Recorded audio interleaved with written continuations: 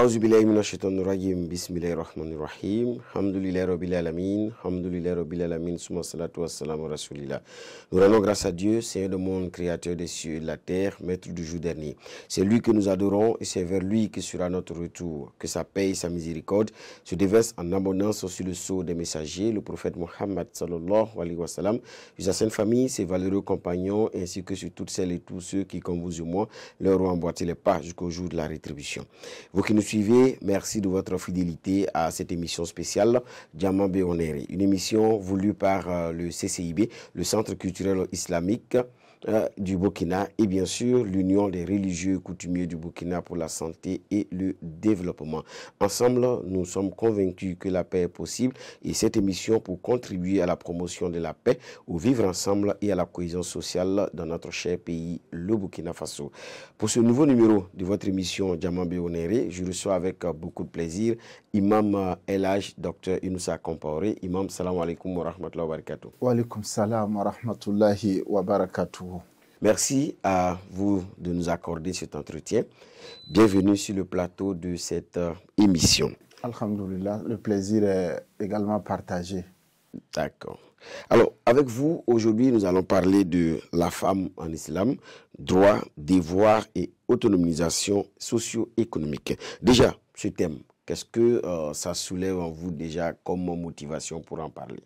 Alhamdulillah, vous savez, la thématique de la femme en général, mais beaucoup plus particulièrement dans notre communauté, elle est une problématique assez centrale au regard du positionnement voulu par l'homme indirectement, de la femme dans le fonctionnement de notre société, dans la famille, et que la femme occupe aujourd'hui une place qui interpelle tous ceux qui sont doués d'une certaine raison et qui ont conscience qu'eux-mêmes ont une mère, qu'ils ont des filles, qu'ils ont des tantes et qu'ils veulent un meilleur devenir pour ces derniers et qui nous interpelle également qu'il faut qu'on revienne à l'essentiel, à savoir tout ce que l'islam a donné comme encadrement pour garantir les droits, pour garantir un bien-être de la femme qui malheureusement aujourd'hui semble négligé ou méprisé soit par ignorance de la femme elle-même,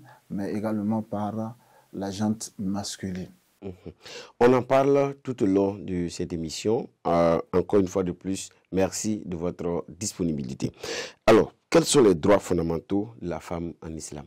Alhamdulillah, pour parler des droits fondamentaux, pourquoi particulièrement poser cette question pour ce qui est de la femme? Parce que la plupart du temps, on parle des droits humains. Et dans l'humain, on a la femme et on a l'homme à la fois.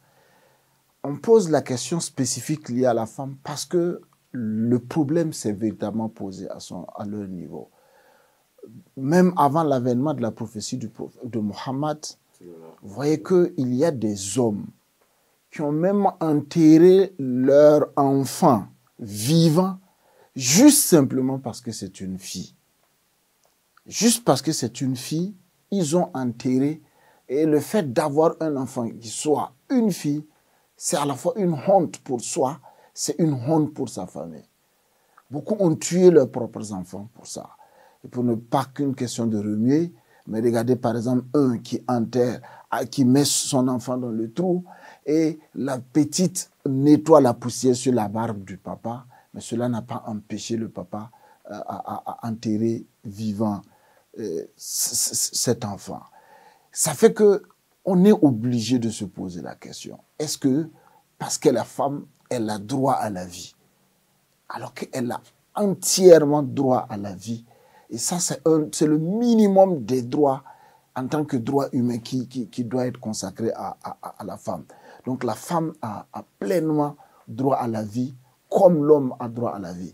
Et cela, même les sociétés dans lesquelles il y a une limitation des naissances, ce n'est pas parce que vous désirerez un garçon que c'est une fille qu'il faudrait porter atteinte à ce droit fondamental de l'enfant, de la femme. Donc ça, c'est un premier droit. Deuxième droit, et au regard de notre réalité sociétale, la femme a droit à la propriété. Il y en a qui pensent que, soit parce qu'elle est enfant, soit parce qu'elle est femme chez un mari, elle n'a pratiquement pas droit à avoir quelque chose qui puisse lui appartenir.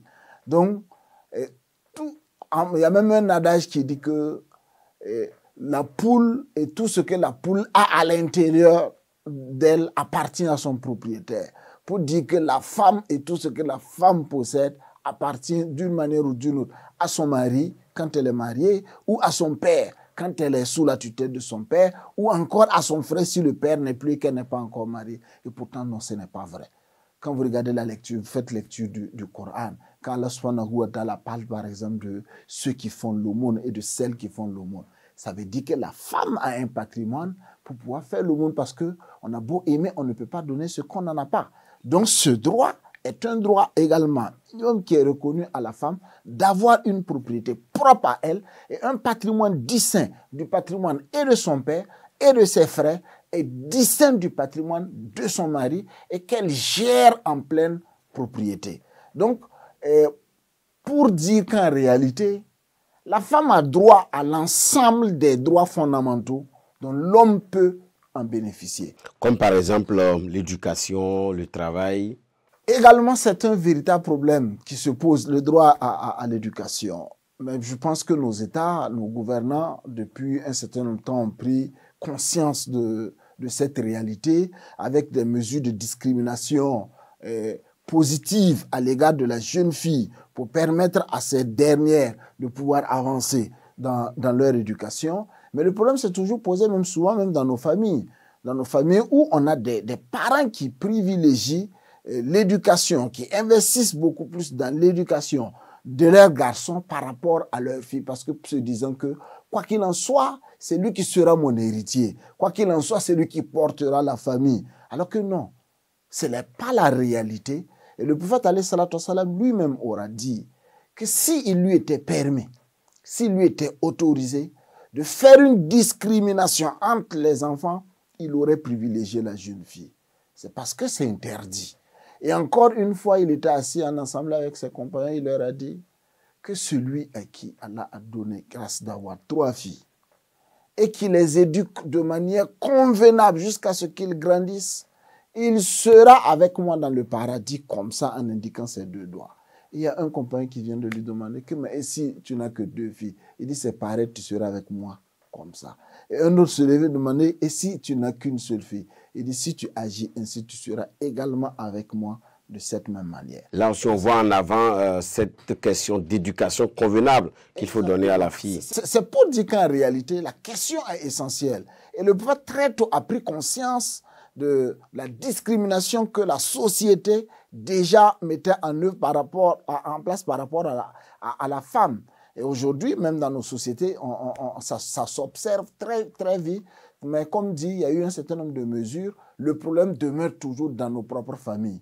Dans nos propres familles, avec une répartition, on va dire, plus ou moins injuste ou inégalitaire des tâches dans nos propres familles, qui ne favorisent pas même l'éducation des filles. Tu vas voir tes propres enfants, la fille, le garçon, ils reviennent tous à midi de l'école, tous fatigués. Mais on va crier sur la jeune fille d'aller à la cuisine aider sa maman. Et pendant ce temps, le garçon est devant la télévision en train de zapper de chaîne en chaîne. Et quand elle va finir, c'est elle qui va venir servir la nourriture. Et tous vont manger. Quand ils vont finir de manger, c'est elle qui va débarrasser, aller faire la vaisselle. Et elle est fatiguée, alors que l'autre garçon a pu bien se reposer. Et ensemble, ils vont reprendre la route de l'école. Et on s'attend à de meilleurs résultats aux 2 niveaux. C'est une discrimination, c'est de l'injustice et qui ne convient pas pour des porteurs de foi. Donc, ça veut dire que la question de l'éducation, c'est un droit assez essentiel sur lequel nous tous, nous devons avoir un regard assez considérable. Merci, Imam, pour l'ensemble de ces précisions. Maintenant, j'aimerais qu'on puisse s'attarder sur la question de l'autonomisation socio-économique de la femme. Est-ce que cela a une place importante en islam? Alhamdulillah, wa salatu wa salam ala rasulillah. Particulièrement, cela a une place essentielle, fondamentale, dans le fonctionnement même de la famille en général, dans l'épanouissement de la femme, et également, elle contribue énormément au bien-être de notre société en général. Et d'abord, il faut dire, dans la question du mariage, le mariage en islam n'est pas un sacrement, comme on peut observer ailleurs. Le mariage en islam est un contrat. Un contrat à partir duquel les co-contractants que sont l'homme et la femme, chacun doit pouvoir tirer profit de ce contrat. Chacun doit pouvoir s'épanouir à l'intérieur.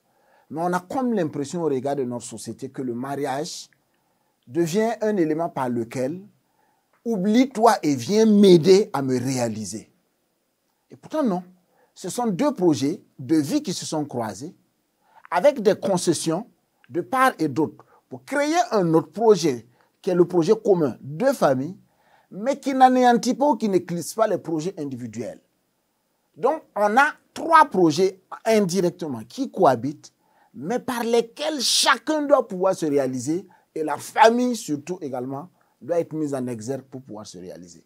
C'est pourquoi on doit permettre aujourd'hui, ou on doit accompagner la femme, ou encore que la femme doit prendre conscience qu'il est de son intérêt, à pouvoir atteindre une certaine autonomie.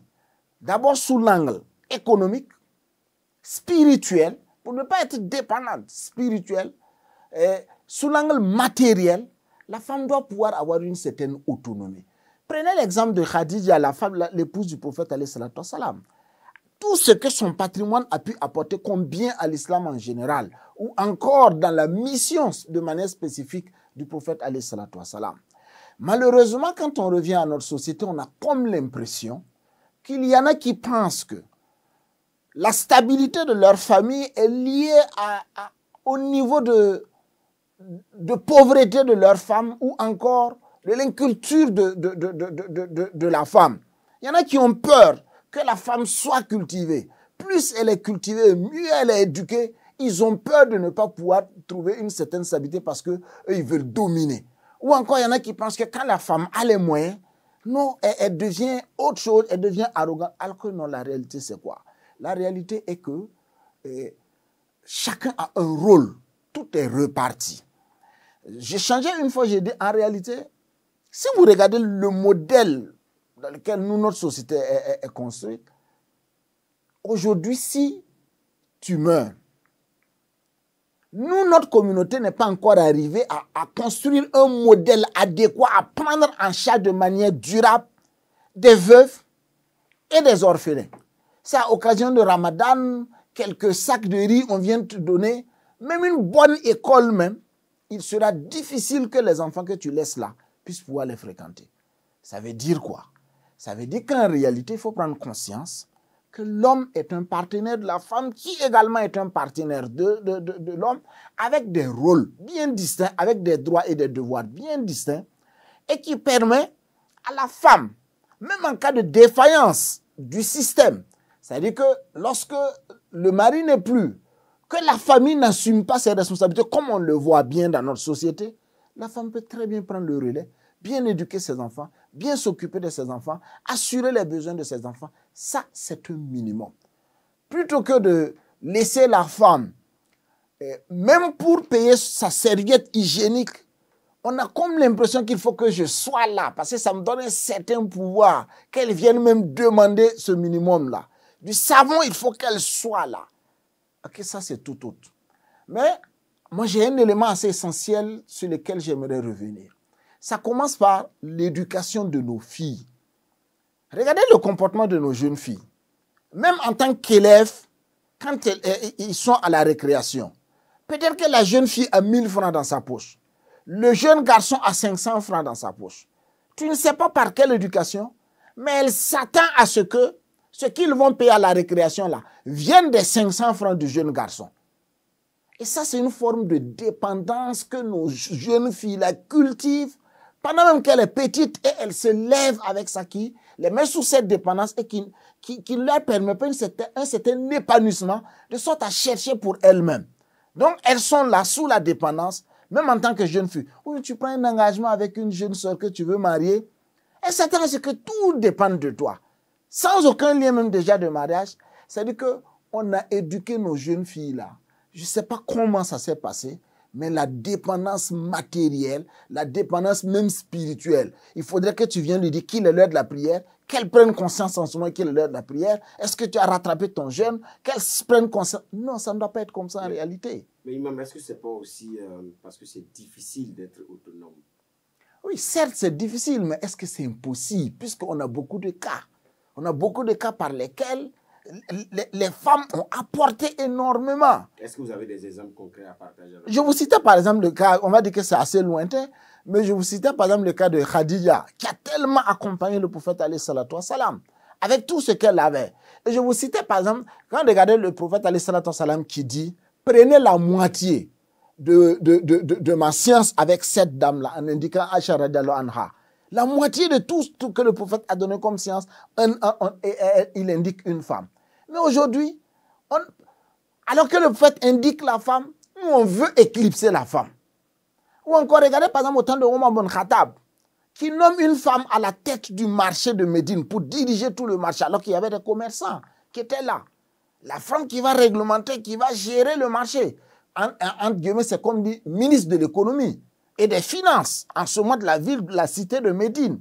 En réalité, c'est ça. Plus donner cette autonomie à la femme, ça lui permet véritablement d'être ce partenaire, de pouvoir marquer une présence de qualité, d'apporter sa pierre à la construction de la famille, mais également de pouvoir pallier en cas de difficulté et surtout apporter sa pierre en tant que croyante à la construction de notre société, comme les Khadija ont pu bien le faire. Et cela est bien possible avec nos femmes aujourd'hui. Cela est bien possible avec nos femmes aujourd'hui, comme vous l'avez dit, parce que derrière, quand une femme est autonome, c'est la société de façon générale qui en profite et qui gagne, comme vous l'avez dit, parce qu'on dit éduquer une femme, c'est éduquer toute une nation, pour rappeler toute la place importante que la femme occupe dans la construction des nations prospères. Alors, j'ai envie de vous demander comment les leaders religieux peuvent-ils accompagner les femmes vers plus d'autonomie?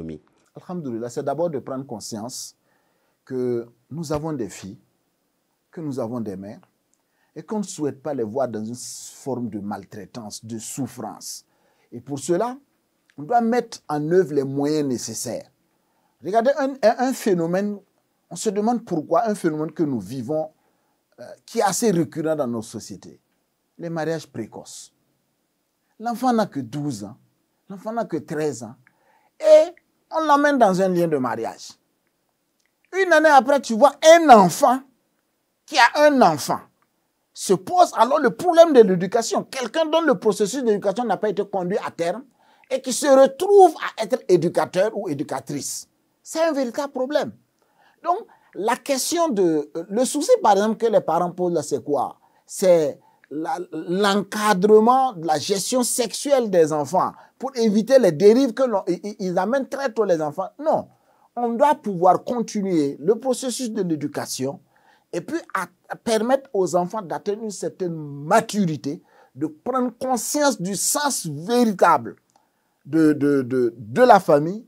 Et je le disais la dernière fois, on peut être formé à être un époux, à être une épouse. Mais on n'est pas encore prêt pour être père ou mère. Ça également, c'est un autre niveau. Mais nous mélangeons tout.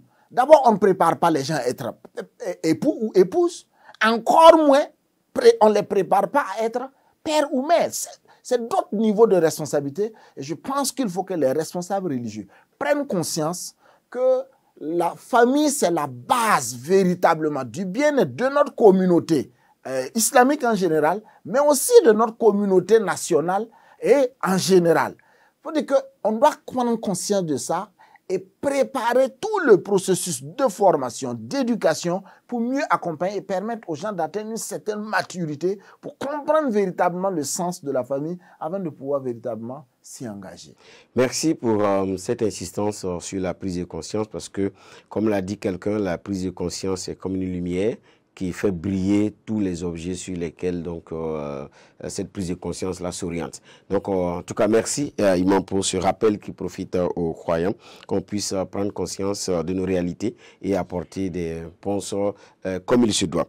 Maintenant, quel conseil avez-vous à donner aux familles pour un équilibre entre tradition, religion et modernité? Alhamdulillah, salatu salam ala rasulullah. Par rapport aux trois éléments, vous savez, nous, notre société, on a été victime pendant longtemps d'un certain nombre de phénomènes. D'abord, ceux qui ont fait l'école du blanc à l'extérieur, en Europe et autres, avec le système d'assimilation, on les a critiqués quand ils sont revenus de leurs études, de vouloir transposer la société européenne occidentale dans nos sociétés, vouloir s'habiller comme eux, manger comme eux, être comme eux, au détriment de nos réalités culturelles et traditionnelles. Ce même problème se pose aujourd'hui dans la communauté des musulmans par rapport à ceux-là qui ont été étudiés dans les pays arabes, qui n'arrivent très souvent pas à faire la distinction entre la culture arabe et les principes de l'islam qu'ils sont allés étudier, qu'ils doivent enseigner et qu'ils doivent essayer de mettre en œuvre en tenant compte de nos réalités culturelles et traditionnelles.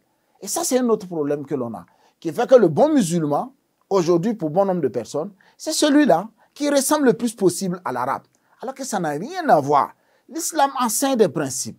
Et on doit prendre ces principes, l'appliquer à notre cocodonda, prendre ces principes, l'appliquer à notre façon d'affaner, prendre ces principes, appliquer à notre babenda, prendre ces principes et être des musulmans burkinabés, être un musulman Mouara, être un musulman Samo, être un musulman... C'est ça qu'on attend de nous, ces différents principes-là. Donc, il faudrait en réalité, sur la question, par exemple, de la femme, que l'on puisse savoir qu'est-ce qui est principe enseigné par l'islam et qu'est-ce qui est réalité culturelle que l'on a pu transposer de dehors, qui va à l'encontre de ces principes de l'islam, mais également qu'est-ce qui est principe traditionnel et coutumier, qui aussi va à l'encontre des principes de l'islam, pouvoir faire la distinction entre ces différents éléments-là et nous adapter à ce qui est conforme. C'est pourquoi, par exemple, si tu prends notre société traditionnelle, notre société coutumière a toujours valorisé et respecté la femme dans bon nombre de processus et qui ne va pas à l'encontre des principes de l'islam. L'islam nous enseigne de nous approprier ces principes-là et de travailler avec ce qu'également l'islam nous a envoyé. C'est ce qui va à l'encontre là. Mais vous allez voir quand vous entrez dans nos familles, c'est de l'autoritarisme. Les gens veulent s'imposer. Alors que quand Allah même dit, vous avez en la personne du messager d'Allah un excellent modèle à suivre. On va se demander comment le prophète, lui, il était. Regardez, si tu expliques aux gens comment le prophète était, on te dira que mais ça, c'est des histoires de blancs. Le prophète lui-même, quand il était à la maison, personne ne s'occupait de lui, il s'occupait de ses propres besoins. Tu le voyais qui raccommodait ses chaussures, qui arrangeait ses habits. Tu le voyais qui aidait ses épouses dans la cuisine. Tu voyais le prophète qui jouait avec ses épouses, qui faisait la course avec ses époux. Tu vois le prophète qui est dans le même bain avec son épouse en train de se laver. Tu vois le prophète sur qui Allah même a dit, si tu n'avais pas été doux, les compagnons n'allaient même pas rester à côté de toi, encore moins écouter ce que Allah a dit. C'est ta douceur là qui les a captivés d'abord autour de toi et ils sont restés, ils ont entendu le message d'Allah. Mais tu entres dans nos maisons, c'est nous l'homme. Une femme ne peut pas me dire ça. On n'est pas mieux que le prophète. Femme a dit ça au prophète. La douceur du prophète a amené le changement. Ce n'est pas notre douceur là. Que nous, on ne s'impose pas par la force. On s'impose par le processus de l'éducation, par la miséricorde, par la douceur. Et ça, c'est le modèle du prophète alayhi salatu wassalam. Il y en a qui pensent que pour être un homme, il faut qu'on arrive à s'imposer. Mais c'est moi. Quand on entre là, il faut qu'on sente. Non, non, non, ce n'est pas de l'islam. Donc, il faut de la douceur dans nos interactions. Merci beaucoup, Imam. Je veux peut-être en une minute, dites-nous un peu quels sont les conseils que vous pouvez donner aux jeunes filles sur leurs valeurs et leur avenir dans une société islamique. Alhamdulillah, c'est d'abord de prendre conscience que la responsabilité est individuelle et que chacun va aller répondre devant Allah subhanahu wa ta'ala. Donc, si tu prends conscience que tu as cette responsabilité, et qu'il observe tes actes et qu'il va te poser des questions, tu vas tout faire pour pouvoir assumer de manière convenable ses responsabilités. Et par rapport à ça, tu vas prendre conscience que tu as un rôle à jouer. Et ce même rôle-là, c'est d'être le représentant, le vicaire d'Allah sur cette terre, que tu sois homme ou que tu sois femme. Contribuer à lutter contre la corruption, contribuer à lutter contre les tueries, contribuer à lutter contre l'injustice. Et aider à construire une société plus tolérante, une société de paix, une société de vivre ensemble. Et c'est un rôle qui à la fois est assigné à l'homme, mais aussi assigné à la femme. Donc la jeune fille, très tôt, doit savoir qu'elle a un rôle, qu'elle a une pierre qu'elle doit pouvoir déposer quand et comme il faut, et il faut qu'elle puisse avoir cette force de soulever sa pierre et aller la déposer comme et quand il faut. Pour ça, ça passe par la prise de conscience et souvent, elle n'a aucunement besoin d'une dépendance totale, absurde, pour pouvoir arriver à bout de cette mission. D'accord. Le sujet est très intéressant. Nous avons aussi des contraintes de temps. Maintenant, face à la caméra, dites-nous des points clés qui vous tiennent à cœur, que vous souhaitez partager avec l'ensemble des... Alhamdoulilah, c'est de dire d'abord que, tout comme l'homme, la femme bénéficie entièrement des droits fondamentaux, notamment. Elle a droit à l'éducation, sans aucune discrimination. Elle a droit à la propriété, la pleine propriété, pour pouvoir également contribuer. Elle a droit à la vie comme indiqué. Elle a droit à tout ce dont également l'homme a comme droit en termes de processus d'éducation. Deuxième élément, la femme doit travailler.